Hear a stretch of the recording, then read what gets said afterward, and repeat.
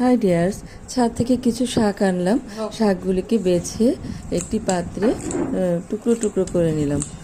সুন্দর করে টুকরো টুকরো করে নিয়ে এগুলিকে পানি দিয়ে ধুবো তাই, এবং ধোয়ার পরে এগুলিকে একটি পাত্রে অল্প একটু পানি দিয়ে বসিয়ে দিলাম এবং ঢেকে দিলাম।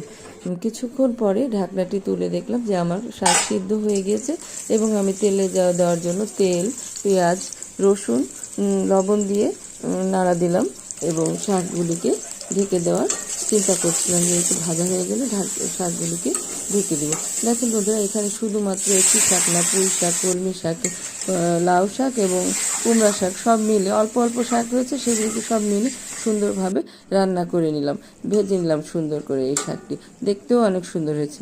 আপনারা কিন্তু লাইক কমেন্ট দিতে ভুলবেন না আমাকে। এবং দেখেন, সবশেষে আমি এটিকে ঢেলে নিলাম, একটি বাটিতে ঢেলে নিলাম। কি সুন্দর লাগছে আমার শাকগুলি দেখতে।